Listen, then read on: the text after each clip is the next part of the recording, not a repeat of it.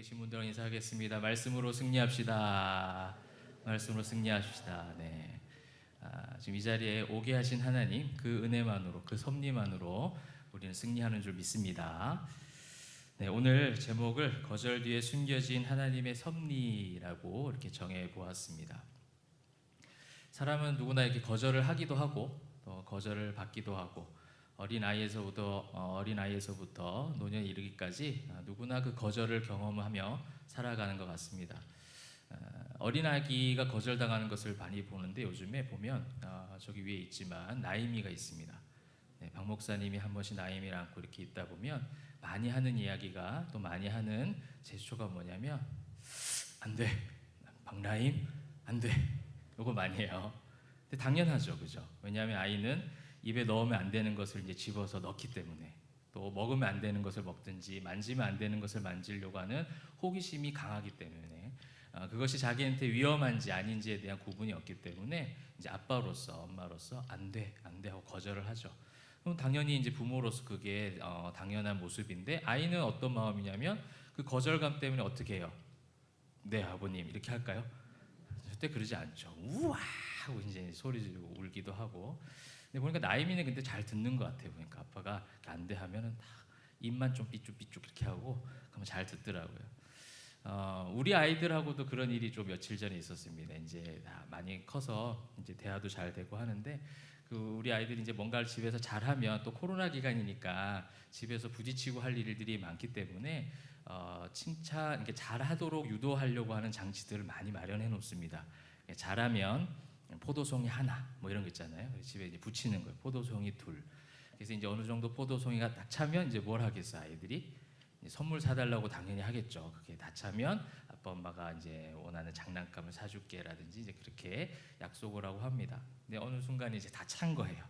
다 찼는데 어떤 애인지 말하면 또 그 애가 또 나중에 저보고 뭐라고 하기 때문에 그냥 그 어떤 애가, 제 아이들 중에 많지도 않은데, 네, 그 어떤 애가 이제 아빠 포도송이 다 찼는데 갖고 싶은 장난감이 있다는 거예요. 아빠 사줘야지. 좀 비싸 그러더라고요. 근데 지가 뭐 비싸고 뭐 가격, 돈에 대해서 뭐 얼마나 알겠어. 아유 아빠가 비싸도 아빠가 해줘야지. 포도송이 다 채웠는데 걱정하지 마. 아빠 못 믿어? 비싸도 얘기해봐. 뭔데? 이렇게 딱 얘기했는데 옆에서 우리 아내가 얼마 다 얘기한 거예요. 제가 그래서 헐 이래가지고 바로 나온 말이 안 돼. 제가 생각했던 금액이 그 애들이 비싼 개념을 좀 아는가 봐요. 이제 제가 생각했던 금액이 아니었어요. 상상했던 금액이 최고 선의 금액에 한 몇 배를 뛰어넘는 그런 금액이어서 이제 막 말을 둘러대는 거죠. 아빠 괜찮아, 비싸서 사줄게 이래놓고서는 그 장난감이 너한테 유익한 것 같지 않아. 생각해 보니까 너한테 안 좋아. 막 이런 식으로 거절을 한 경험이 있습니다. 그러니까 이제 시무룩해지죠. 아무래도 아빠가 다 된다고 했는데 안 된다고 했으니까. 거절이라는 것은 어린아이든 또 뭐 큰 어른이든 어르신이든 나이에 상관없이 그 거절감에 대해서는 썩 기분이 그렇게 좋은 일은 아니라는 것을 우리는 이제 알 수가 있습니다. 여러분 2020년이 참 특별한 한 해고 평생 기억에 남는 한 해가 될 것 같아요. 이 코로나 때문에 참 어려운 일들을 많이 당하고 있습니다. 참 코로나가 가져온 여러 가지 바뀌어진 시대적 분위기 때문에 그 모든 것들이, 저는 오늘 이제 말씀에서 제가 조금 키워드로 잡고 싶은 단어가 이 거절이거든요. 거절. 참 많은 거절감 가운데 우리가 지금 이 시대를 살아가고 있는 것 같습니다. 거리두기가 너무 강화되다 보니까 사람과의 만남이 거절이 되기도 하고, 또 여러분 우리가 3월, 4월에는 정말 초유의 사태가 있었잖아요. 예배를 가정에서 드려야 되는, 교회 예배당에 마음껏 모여서 예배하고 함께 교제하고 오후까지 해가 질려까지 교회에 있는 것이 당연하다고 생각하고 살아왔던 우리들에게 갑자기 교회에 모이지 못하는 일들이 생겨나고, 그래서 집에서 각 가정에서 온라인으로 예배 드려야 되는 그런 일들이 생겨나면서 예배와 사역에 대해서 2020년 전반기에 우리가 계획했던 모든 사역들이 다 미루어지거나 취소되거나 했던 일들이 참 많잖아요. 이제 목사님하고 이제 그런 얘기를 하면서 거기에 대한 이 목회자들, 또 여러분들도 마찬가지고 온 성도들이 당하는 그런 영적 거절감들, 이런 부분들도 사실 우리를 많이 힘들게 하는 부분이죠. 또 신천지가 막 터져 나가면서 지금도 교회에서 약간 이제 확산이 되고 있는데, 교회 예배 가운데 확산된 건 아니거든요. 그런데 이제 교회가 마치 무슨 감염의 온상이 된 것처럼 여론이 자꾸 펼쳐져 가면서 교회가 이제 세상 사람들에게 거절을 당하지 않을까라는 걱정도 되기도 합니다. 뭐 나라적으로도 외교적으로도 많은 거절감 가운데 살아가고 있는 것 같고, 학생들도 얼마나 혼란스럽겠어요. 신입생들 특히나 처음에 학교 가서 이제 적응하고 공부해야 되는데, 들어보니까 지금 이제 하루 뭐 일주일에 한두 번이라도 가니까 그랬는데, 그 전에는 교복을 맞춰놓고 교복 한 번도 입지 못했다 뭐 이렇게 말씀하신 부모님들도 계시더라고요. 뭐 대학교 들어간 신입생들도 마찬가지고 캠퍼스 생활을 즐겨야 하는데 그렇게 마음껏 공부하지 못하는 그런 어떤 학교에 대한, 학업에 대한 거절감들도 많이 있죠. 또 들어보면 우리 또 요양원에 계신 부모님들, 어르신들을 아예 만나지도 못하는, 또 위탁 보호시설에 있는 가족들 역시도 지금까지도 면회가 거절당해서 만나고 싶어도 만나지 못하는 일들. 물론 요양원은 이제 조금씩 단계적으로 이렇게 방역 지침 지켜서 만나긴 해드린다고는 뭐 들었는데요. 여전히 그렇게 보고 싶은 얼굴도 만나지 못하는 그런 거절감 가운데 우리가 살아가고 있습니다.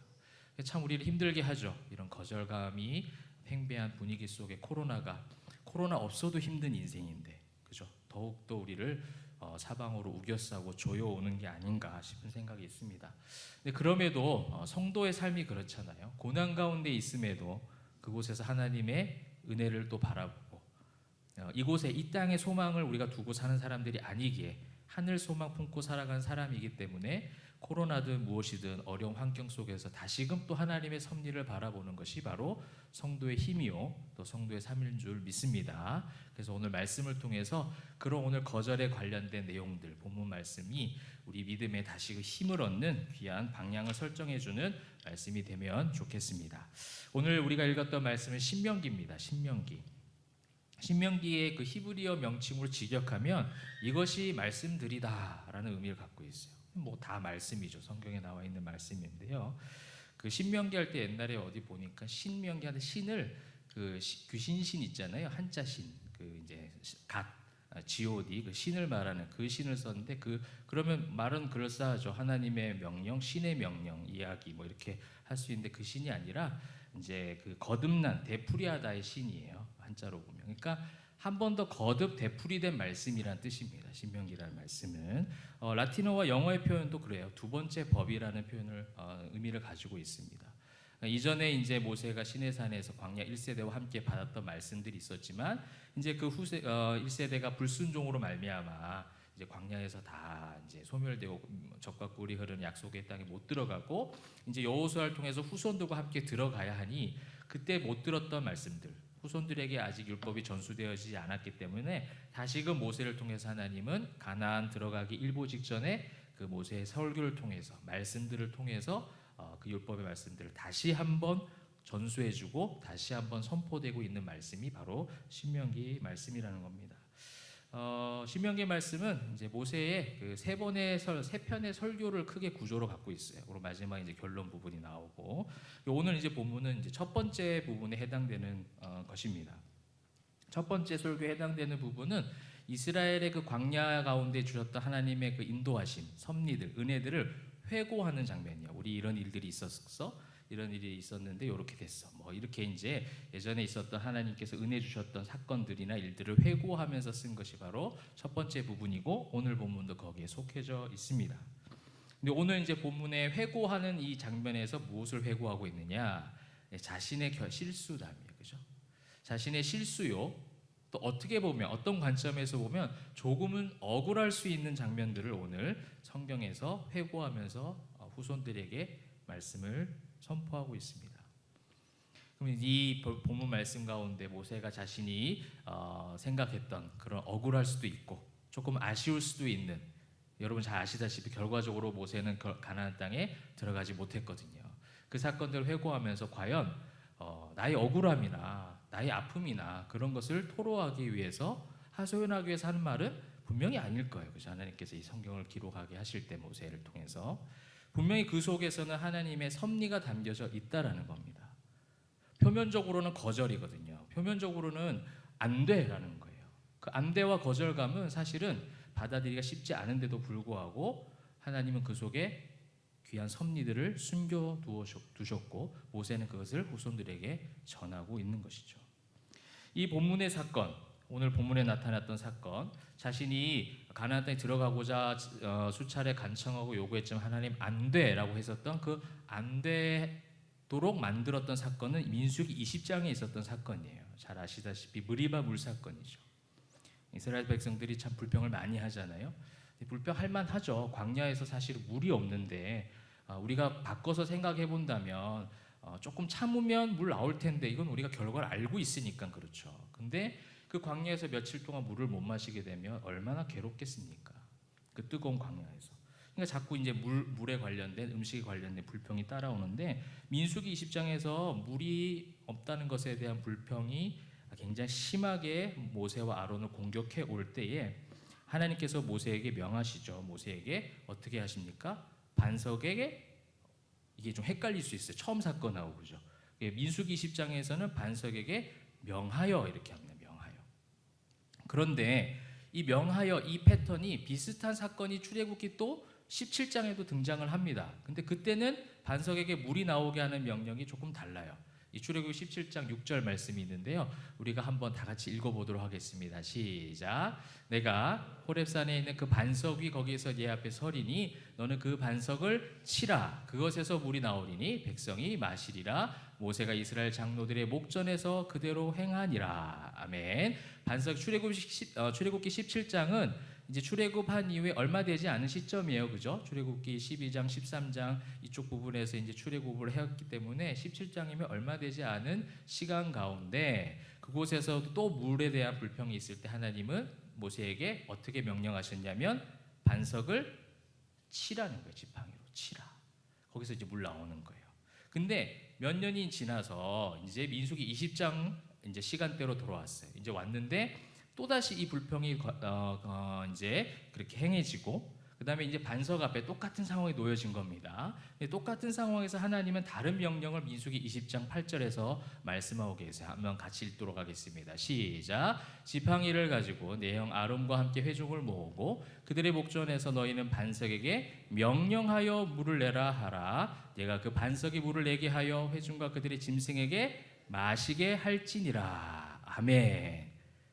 여기서 약간 이제 그 유혹이 올 만한 하나님의 명령이 있어요. 지팡이를 가지고 그죠? 차라리 모세가 좀 약한 걸 알았으면 그냥 지팡이 건들지 마 이렇게 하고 그냥 가서 명령만 해 이렇게 하면 참 좋은데 지팡이를 가지고 가서 근데 지팡이를 가지고 가서 모세의 생각에는 뭐겠어요? 옛날에 경험이 있잖아요. 자신의 경험이 있었죠. 반석에게 뭘 하니까 치니까 물이 나온 경험이 있었는데 이제 하나님의 명령은 다시 바뀌어집니다. 모세에게 말씀하시기를 반석에게 명령하여 물을 내라. 이것은요 모세 지도자의 능력도 아닌 지팡이의 능력도 아닌 반석을 쳐야 된다라는 그런 어떤 방법적인 어떤 답이 있는 것이 아닌 반석을 치든 명령을 하든 하나님의 섭리와 권세와 그 능력 가운데 물을 내는 그 기준이 하나님께 있다라는 것을 말씀해주고 있는 장면이에요.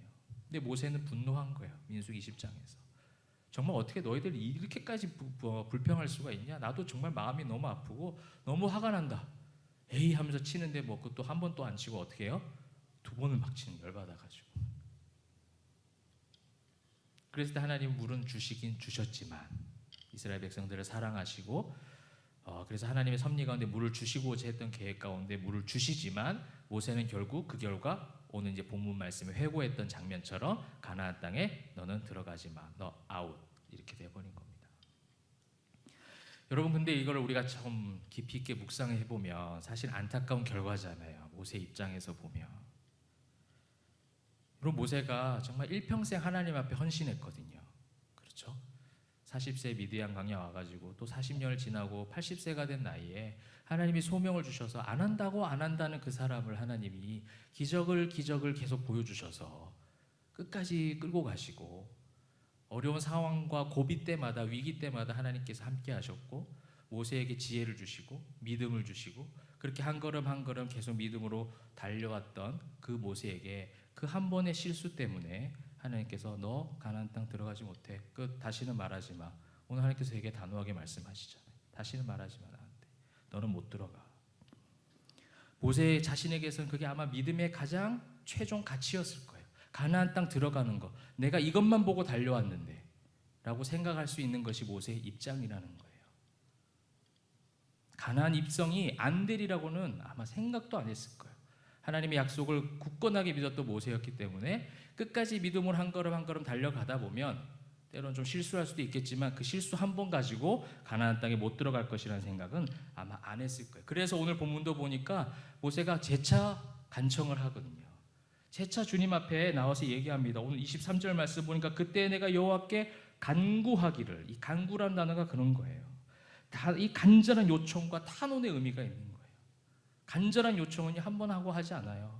우리 아이들도 부모한테 그렇지 않습니까? 뭘 사달라고 할 때 간절하면 간절할수록 아빠 이거 나 너무 갖고 싶어요. 안 돼. 네. 이렇게 하지 않는다는 거죠. 계속해서 아 그래도 좀 주시면 안 돼요. 재차 간청하고 간구했음에도 불구하고 그 하나님은 단호하게 다시는 말하지 마. 너는 들어갈 수 없어. 26절 보니까 이 일로 다시 말하지 말라라고 말씀하셨고 모세는 이제 그런 회고들을 하는 거예요. 내가 그런 적이 있었는데 하나님께 다시는 말하지 말라고 해서 이제는 가나안 땅에 대한 이야기를 하지 않고 내 맡은 사명들을 감당한다는 거죠. 여러분 우리가 아까 찬송했던 그 가사도 참 제가 아까 찬송할 때 재밌더라고요. 허락하신 새 땅에 들어가려면 그다음 뭐죠? 우리 허락하신 새 땅에 들어가려면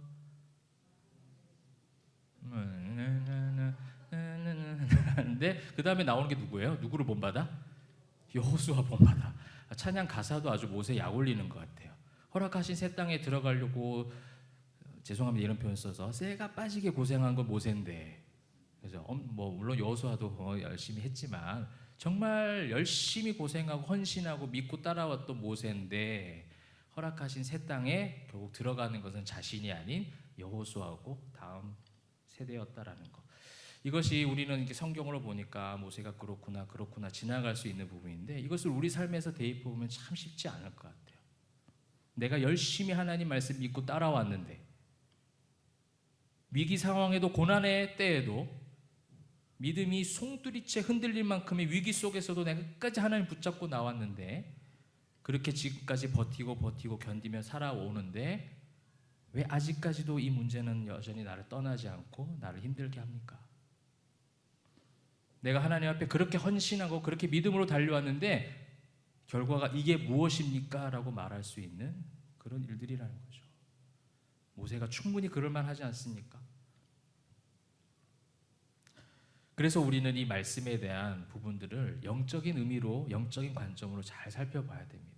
말씀도 그런 의미로 잘 살펴봐야 되고 여러분 우리 각자의 삶, 저와 여러분의 삶 가운데서도 계속 그 말씀의 영적 의미 그것이 바로 오늘 제목에 제가 정했던 거절 뒤에 숨겨진 그 하나님의 섭리 그 하나님의 뜻, 하나님의 마음 나의 억울함보다 나의 분노함보다 나의 외로움과 두려움보다 더 중요한 건 하나님의 섭리잖아요. 그런 줄 믿습니다. 하나님의 뜻이 먼저입니다. 나의 억울함보다 나의 분노함보다 나의 외로움보다 두려움보다 그 고난보다 더 앞서는 것은 분명한 것은 하나님의 섭리입니다. 하나님의 은혜라는 거예요. 물론 그 상황에서 너무 힘겨울 때는 그것이 알아차려지지 못할 때가 있고 좀 더디게 알아차릴 때가 있죠. 그럼에도 불구하고 변하지 않는 것은 그곳에 하나님의 뜻이 있고 섭리가 있다라는 거예요. 그 영적 의미를 살펴보아야 되는데 성경에서의 모든 영적 의미는 결국 예수 그리스도의 십자가로 다 향하고 있습니다. 구약의 모든 사건도 인물도 그거를 우리는 구속사적 의미라고 이야기를 표현을 합니다. 오늘도 그런 의미를 우리가 한번 좀 알고 넘어가야 될 것 같아요. 왜 이토록 섬겼던 모세, 이토록 위대했던 지도자 그 모세에게 그 한 번의 실수로 인해서 가나안 땅이라는 그 입성, 가나안 땅 입성이라는 가장 큰 축복을 왜 이 모세는 받아 누리지 못할까? 왜 하나님은 이것을 거절하셨을까? 여러분 여기는 첫 번째 공의 하나님이라는 의미가 숨겨져 있습니다. 죄에 대해서 심판하시는, 의로움에 대해서 축복하시는 하나님의 공의의 하나님이 이 의미 가운데 있는 거예요. 구속사적 의미에서 가장 첫 번째 오는 것은 정말 그 하나님, 공의로운 하나님이시거든요. 그 죄에 대해서는 단호하심이에요. 여러분, 죄의 삭은 무엇입니까? 사망입니다. 다른 말이 없어요. 죄의 결과는, 죄의 삭은 분명히 사망이고 멸망이고 무너짐입니다. 하나님 그것을 명확하게 하십니다. 근데 모세는 무슨 죄를 지었어요? 불순종의 죄를 지었어요. 이것이 죄의 기원입니다. 그렇죠? 잘못된 말하고 행동한 것보다 더 큰 죄는 뭐냐면 하나님 말씀에 불순종하는, 우리 인간에게, 우리가 이 땅 가운데 살아가면서 싸우는 것이 그거잖아요. 불순종하고 싸우는 거잖아요. 하나님 말씀에 순종하기보다는 가만히 나를 놔두면, 내 몸이, 내 영적인 부분들이 흘러가게 그냥 가만히 놔두면 의로움으로 흘러가지 않아요. 죄된 모습으로 흘러갑니다. 죄된 환경으로 흘러갑니다. 그래서 날마다 나를 쳐 복종시키고 깨어서 말씀 보고, 우리가 코로나 때 그것이 힘들었잖아요. 그런 장치가 교회를 통해서 도움을 많이 받았는데, 그런 예배의 시간들이 있었고, 그런 교제가 있었고, 그런 사역들이, 그런 장치들이 잘 교회가 만들어져 있었는데, 그 모든 것들이 잠시 중단되고 각자의 삶에서 예배의 장소를 만들고 예배자로 나아가십시오라고 했을 때 무너졌다라고 말씀하시는 분들이 정말 많더라고요. 온라인 예배 때도 그러시더라고요. 처음에는 화장 막 하고 옷 예쁘게 입고 그렇게 집에서도 혼자 있어도 TV 앞에서, 핸드폰 앞에서 그렇게 딱 정갈하게 예배 때 앉았다고 하시더라고요. 처음에. 근데 몇 주 지나고 나니까 아무도 안 보는데 화장을 왜 하겠어 뭐 이러면서 조금씩 옷도 그냥 이렇게 편안한 옷을 입기 시작하고, 이건 하나의 예로 농담으로 얘기한 거지만 그만큼 뭐예요? 우리가 유지하기가, 하나님 앞에 온전한 예배자로 유지한다는 것이 그냥 가만히 놔두면 흘러가는 것이 죄의 모습이지 의로움이 아니라는 거예요. 그 죄가 그만큼 무섭고 그 죄가 얼마나 심판의 대상인지, 얼마나 무섭고 떨리는 것인지를 하나님은 공의 하나님으로서 사역하시면서 우리에게 보여주시는 거예요. 죄의 삭은 사망이야. 죄의 결과는 모든 무너짐이야. 그래서 그것이 아무리 위대한 지도자였던 모세라 할지라도, 40년 동안 잘 섬겼던 지도자라 할지라도, 열심히 봉사했던 헌신자라 할지라도, 직분이 있는 직분자라 할지라도 그 죄의 결과는 무조건 사망이라는 거예요. 그래야 구원의 공식이 성립되잖아요. 우리는 구원을 얘기하잖아요. 우리의 공로로 가는 것이, 공로로 받는 것이 아니라고 우리 믿습니다. 하나님이 은혜로 받았다고 믿죠. 하나님께서 우리를 믿게 하시고 우리가 믿음으로 의롭다함을 받게 되고, 이 믿음으로 의롭다함을 받으니 의인된 삶을 살아내고 성화의 과정을 거쳐가는 것이지, 우리가 잘 살았고 우리가 의로운 행동을 많이 했기 때문에 예수님을 믿은 믿음이 생겨난 것이 절대 아니라는 겁니다. 공의의 하나님, 오늘 이 모세는 공의의 하나님을 표현하고 있어요. 죄에 대한 심판입니다. 그런데 하나님은 성경에서, 구약에서 흐르는 기조가 그런데요, 하나님은 심판을 하시고자 하는 분은 아니에요. 하나님 우리를 살리시고자 하는 분이세요. 모든 선지서 말씀의 패턴이 다 그렇죠. 심판이 어떻게 임할 것이다. 너희가 이렇게 말씀에 청종하지 아니하고 규례와 법도를 어기면 이러한 멸망의 길로 갈 것이고 이러한 멸망의 모습들을 너희들 보게 될 것이야. 하지만 내가 예비한 한 왕, 그 예수 그리스도, 나중에 오실 그 왕을 믿게 되면 구원을 받는 구원의 길을 늘 열어두시고 계셨던 것이 바로 구약의 기본적인 패턴이죠. 마찬가지예요. 그럼 오늘 여러분 구원의 길을 무엇으로 알 수 있습니까? 이 모세란 인물을 통해서 우리는 누구를 봐야 되냐면 바로 예수 그리스도입니다. 모세는 고생이란 고생, 헌신, 섬김을 다 보였지만 그에게 따라왔던 결과는 무엇이었어요? 거절이에요. 하나님의 거절. 거절당할 만한 것 같지 않은데, 인간적으로 봤을 때, 근데 거절을 당하고 모세는 그냥 순종하고 나아갑니다. 여러분, 이것은 우리가 인간적으로 봤을 때 불합리한 것처럼 보이지만 가장 불합리한, 최고의 불합리는 무엇이냐면 예수님의 죽으심이에요. 우린 예수님의 죽으심을 너무 당연하게 얘기합니다. 구원을 당연한 것처럼 얘기하고 구원을 은혜라고 이야기하고 찬양하기 때문에 그 은혜라는 것을 너무 많이 강조하다 보니까 그냥 예수님의 죽으심에 대한 것은 어느새 당연한 것처럼 우리 인생에서 감사의 제목에서 조금은 밀려날 때가 있을 정도로 그 예수님의 죽으심에 대해서 너무 그냥 넘어갈 때가 있다는 거예요. 예수님은 제자들이 그렇게 섬김을 받으려고 할 때 예수님 말씀하시죠. 나는 섬김을 받으러 온 것이 아니라 섬기러 왔다라는 거예요. 인정을 받고 높임을 받고 세움을 받으려고 온 것이 아니라 거절받으러 오셨다라는 거예요. 그 거절을 받으사 그 거절을 통해서 이루실 하나님의 구원의 역사, 이것 때문에 오셨다라는 거예요.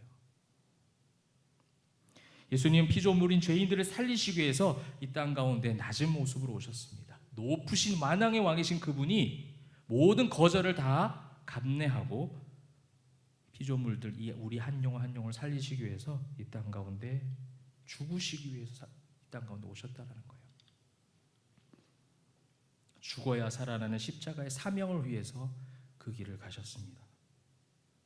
근데 결정적으로 예수님은 사람들에게 거절당할 뿐만 아니라 믿었던 제자들에게도 거절당했어요. 그를 환영했던 모든 수많은 사람들에게 갑자기 그 사람들이 돌변하여 그를 거절하기 시작했습니다. 멸시와 천대를 하고 핍박을 하고 고문을 하고 십자가에 못 박기까지 했습니다.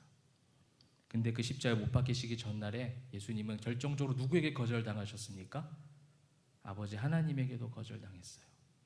땀방울이 핏방울이 되도록 이 잔이 넘어가면 좋겠습니다. 오늘 모세의 그 간청처럼, 그 요청처럼, 그 간구처럼 간절히 기도하는 거예요. 근데 우리 하나님께서 오늘 모세에게는 그래도 하나님 대답이라도 해주셨잖아요, 그렇죠? 예수님은 어떻게 하세요? 아무 답도 안 하세요. 아버지의 원대로 하옵소서 하고 그 길을 그냥 가셨습니다. 아버지도 거절하셨고 믿었던 제자들도 사람들도 따라왔던 환호하며 따라왔던 많은 사람들의 거절 속에서도 주님은 묵묵히 외롭게 그 길을 가셨습니다. 왜냐하면 그 거절 뒤에 숨겨진 하나님의 구원의 섭리를 믿었고 알았기 때문에 그렇습니다. 그래서 그건 예수님만이 하실 수 있는 것이 아니라 예수님 믿는 우리 성도들에게도 성령님을 통해서 그렇게 할 수 있도록 도와주세요. 도와주실 겁니다. 도와주시는 줄 믿습니다. 그런 거절감 가운데, 처절한 거절감 가운데 완전히 무너져서 쓰러져 있는 가운데 성도는 그 쓰러진 가운데 하나님의 섭리를 보는 거예요. 하나님의 숨겨진 뜻을 발견하기 시작하는 거죠. 그래서 거절당해도 괜찮다라고 이야기하는 겁니다. 여러분, 성경에는 믿음의 많은 선진들이 거절을 당합니다. 여러분 실제로 성경 한번 읽어보시면 또 기억하시면서 다 떠올려 보시면 그렇네라는 생각 드실 거예요. 정말 많은 믿음의 선진들이 거절을 많이 당해요. 사람들에게 거절당하고 하나님 앞에 거절당합니다. 근데 정말 그냥 드러내놓고 거절당한 사건들이 많이 있지만 한 가지 예를 들어보면 마가복음 7장에 있는 수로보니게 여인 사건 아시죠? 예수님께서 말씀하세요. 자녀의 떡을 개들에게 던짐이 마땅치 않다. 은혜 받으러 온 이방 여인에게 자녀의 떡을 개들에게 던짐이 마땅치 않다. 뭐만도 못하다 뭐 이런 식의 얘기잖아요. 자녀들에게 줄 떡을 개들에게 들은 사람의 입장에서 어떻겠습니까? 이런 모욕적인 말이 어디 있습니까? 정말 예수님이 많은 사람들을 고치고 사랑의 주님으로 오셔서 그렇게 섬기시고 설교하시고 사랑을 전파하시는 그런 선생님으로, 그런 구주로 믿고 그렇게 왔는데 기껏해서 하시는 말씀이 자녀의 떡을 개들에게 던짐이 마땅치 않다. 근데 그 여인이 어떻게 반응하죠? 예전에 우리 찬양대에서 찬양했는데요. 주여 옳습니다 라고 찬양합니다. 주여 옳습니다. 개들도 아이들이 먹던 부스러기를 먹는데 부스러기 은혜라도 주세요. 주님은 이 은혜에 대해서 소중하게 생각하지 못하는 유대인들에게 경종을 울리는 사건으로 이 사건을 예비하셨고 그 여인의 믿음을 많은 사람들에게 알려지도록 그렇게 만들어 주셨습니다. 그러한 거절감 가운데서도 그 숨겨진 하나님의 뜻을 발견했던 그 여인이 개들에게 주는 것, 나 어떻게 날 보고 개라고가 아니라 개들도 아이들이 먹던 부스러기를 먹습니다. 부스러기 은혜라도 너무 좋사오니 주님 주시옵소서. 거절감으로는 무너지지 않았어요. 오히려 그 거절감 뒤에 숨겨졌던 하나님의 섭리를 알았던 이 여인에게 부어주었던 축복은 구원의 축복이 임했다라는 겁니다.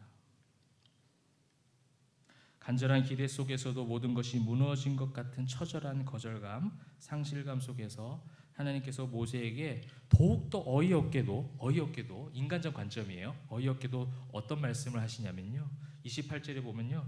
너는 여호수아에게 명령하여 그를 담대하게 하며 그를 강하게 하라.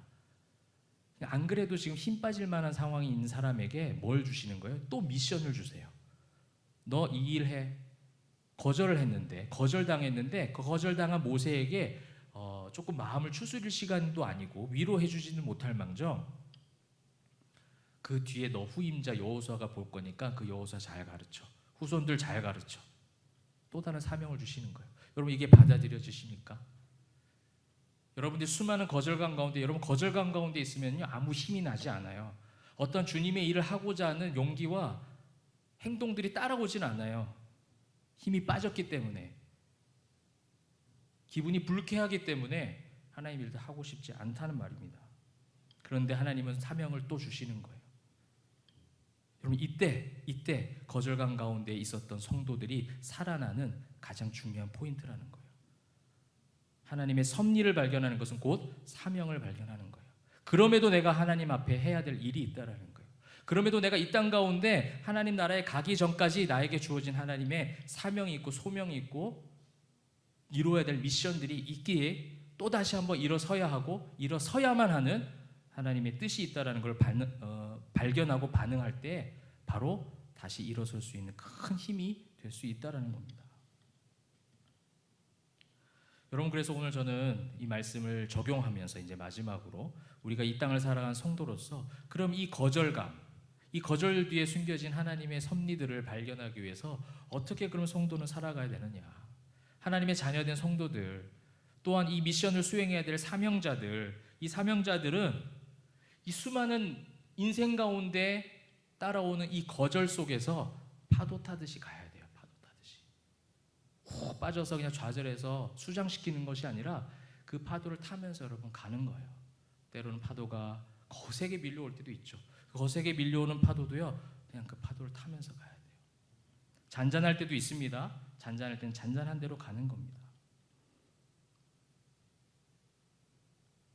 관계의 거절 가운데, 경제적 거절 가운데, 건강의 거절, 계획대로 되지 않는 많은 일들 때문에 거절감 가운데 살아갈 때 그 거절이 이상하다가 아니라 내가 하나님의 자녀로서 겪을 수 있는 이 고난들, 그러나 이것이 곧 나의 고난이 유익이 될 것이라 믿기에 이것이 지나가면 하나님의 섭리가 있고 하나님의 은혜가 있고 그래서 하나님 나를 다시 한번 일으켜 세워주실 것이다 라는 그 믿음이 바로 거절감 가운데 그 수많은 풍파 가운데 파도를 타는 성도의 삶의 모습이라는 거예요.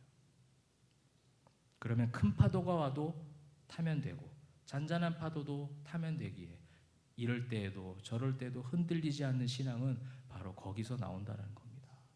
나의 강함이 아닙니다. 나의 신앙의 믿음의 견고와 심지가 흔들리지 않는 그 심지와 견고를 내가 잘 훈련해서 잘 닦아서 잘 다듬어서 내가 믿음이 흔들리지 않는 사람이 되어야 되겠다. 물론 어느 정도의 효과는 있겠지만 완전하게 믿을 수는 없어요. 어떤 풍파가 와서 나를 무너지게 할지 모르니까요.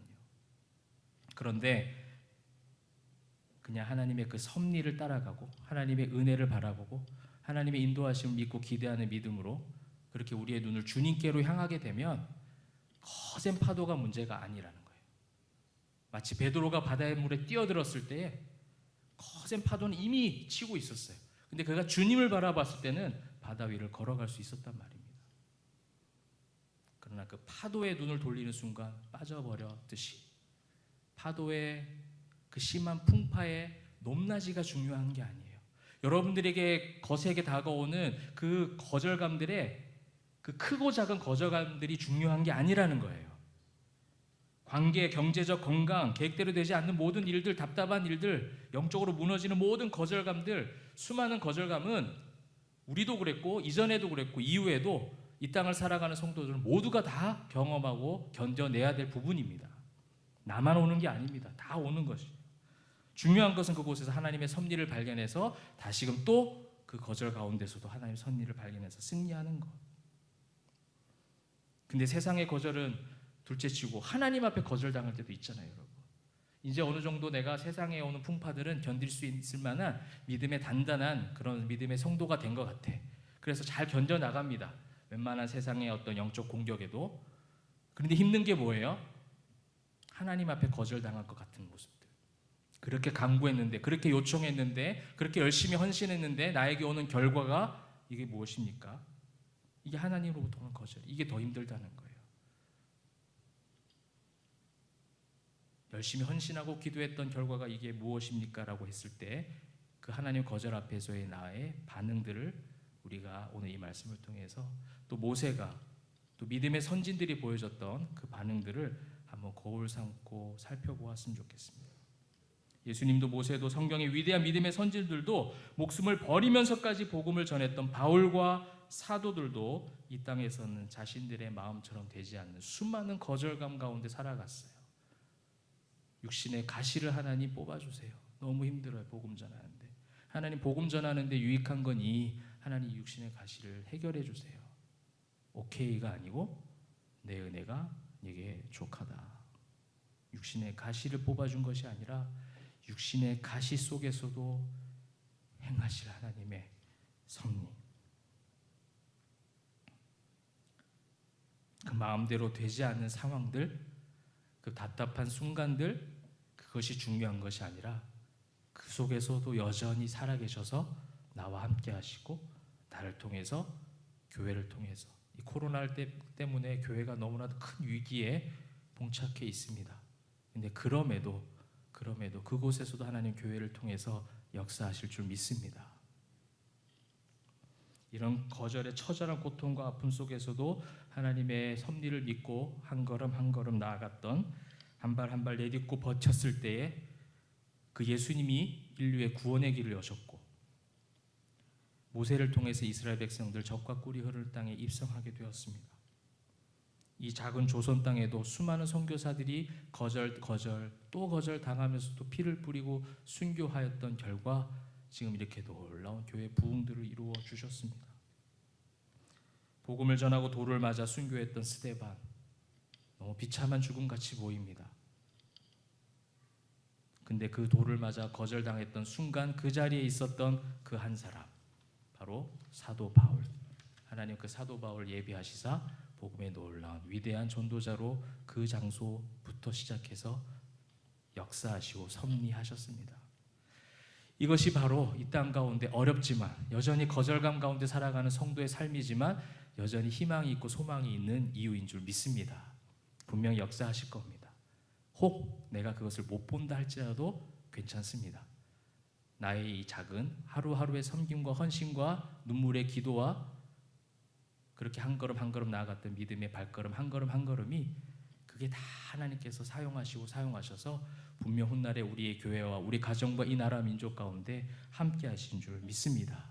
이러한 거대한 이 하나님의 놀라우신 섭리들, 이 은혜들을 볼 수 있는 믿음의 대장부들이 다 되시면 좋겠고요. 이 어려운 위기 속에서 이 어려운 상황 가운데 우리 대원교회와 모든 성도들 이 나라 민족 하나님의 놀라우신 섭리와 은혜 가운데 지켜주시고 더 한 발짝 주님께 가까이 갈 수 있게 되기를 주님의 이름으로 축원합니다. 기도하겠습니다.